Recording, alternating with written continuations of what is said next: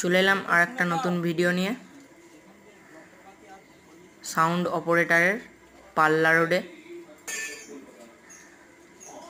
তৈরি হলো ক্যাবিনেট মিস্ত্রি হ্যাপি সাঁতরার হাতে।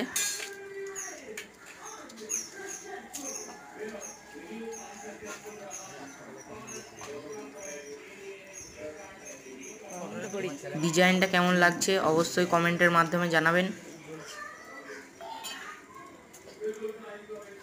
ভিডিওটাকে লাইক করবেন আর চ্যানেলটিকে সাবস্ক্রাইব করবেন অবশ্যই।